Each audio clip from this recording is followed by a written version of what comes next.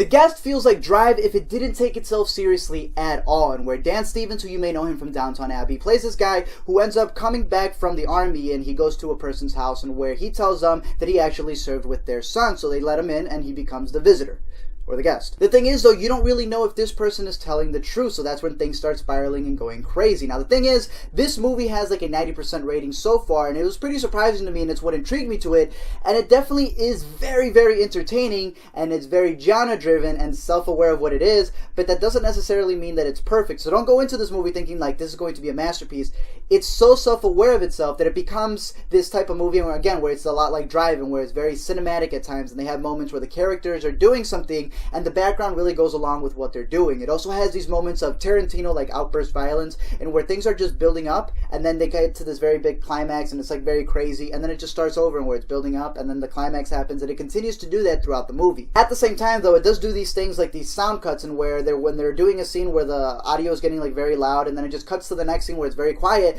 To me personally, I don't like those scenes, but they continue to do that throughout the movie, where they tense it up and then just cuts to a very quiet scene. They also have the aspect of the acting where it doesn't necessarily look like it's bad, but they also don't look like great actors as well, but they get the job done, and it pretty much coincides with You're Next, which was the director's last film, and also like VHS 2, I believe, is also what he worked on, and where it has that same scenario where it's a movie that's just going out there to be entertaining. It's not like this necessarily mind-blowing thing or this passionate thing that's going to like drive you crazy philosophically, but it's a movie that's just there to have fun. And again, it does feel a lot like Drive in the way that the character does a good job at being very ominous and not really knowing what his intentions really are, which also I thought Drive felt a little bit like You're Next, which You're Next also felt a little bit like Hotline Miami, and where they have the music, which is probably one of the biggest points of the movie, being very, very catchy. If you like the music from Drive, which was also the music that they pretty much used in You're Next, which was also the music that was also used in Hotline Miami, along with the aspect of using these masks, which I thought was really cool because the director does this thing where he brings some of the material that he's used in VHS and also in You're Next and brings it into this movie, be it the masks that you see in the background or be it one of the groups that comes in that he's used in the past. But you definitely see it in the character of David, and where you may argue that Ghazi may be better or not, but he definitely has that type of scenario coming out from where he has his own jacket just like in Drive, but he also feels a lot like Taxi Driver, and where he's doing this thing where he can go from one thing to another, be completely mad to then being completely calm, and it was a pretty cool role. Again, it's not like the most outstanding performance I've seen, but it is intriguing and it stays with you of how creepy but at the same time intriguing that character can be. There was also the kid character in this movie. I believe he was like 15 years old. He was in high school, but to me, he looked like if Chloe Grace Moretz had a twin brother who was less popular and uglier, this would be this kid, but he still did a good job. But then there was a sister who I felt looked like Emily Osment as well, and she was just grown up and she's working at this diner, and she was annoying at the beginning, but then you sort of kind of like her, but then you sort of kind of don't like her. But at the same time, if you're an Illuminati like fanatic and noticing all those things, this girl is covered in those things. But again, it's one of those films that if you don't really look into it too much and you just take it for what it is and that just being entertaining, then you'll definitely enjoy the movie, because it's not one of those that you really just want to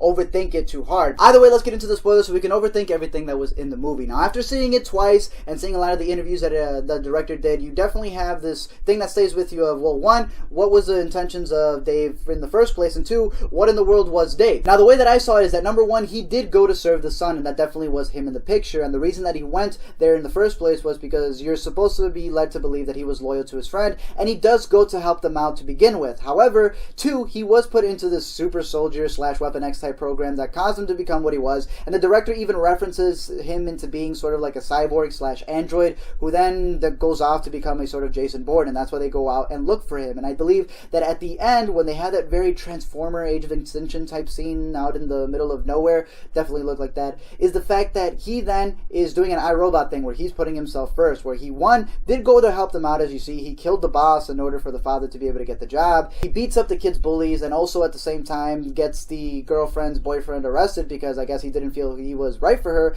But he then does this whole thing in where he goes off and he kills them because, one, they were starting to turn on him. He was there to help them, but as a robot, he definitely has to look out for himself. The other undertone that was in the movie, which you may look to see it or not, is the fact that, one, he could have been loyal to his friend, or two, he may have had some sort of relationship type emotions for his friend, because you definitely see an aspect in the movie where he's defending the kid in the principal's office where he calls it a hate crime to hate on somebody who's a homosexual, and that may have been something that the movie was referencing to, or maybe not. Either way, I don't think it really affects the movie, but it was definitely there. However, the movie is definitely influenced by the Terminator, especially at the end when you see that whole scenario of he'll be back, and definitely the movie gets a little bit from Prometheus, in where Dave, which they're both called, both of the androids in both movies, not only have a similar look, but also similar premises that they're going for, and where they both are there to help the other human beings, but at the same time are looking out for themselves and whatever benefits them the most. And if you're not convinced that the guy was definitely a robot, is one, well, they explain it to you that they put him through this whole thing, and two, he never gets drunk, as you see. Three, he goes through these different scenarios where he's looking at somebody and his emotions are like going very, very deep, and then at the same time he just starts joking around. It's sort of like a RoboCop scenario, and where when he's shutting down, he's sort of examining them, but then he comes back into reality and he just sees what they're doing. And then there's also the fact that he just doesn't die. So is there room for a sequel?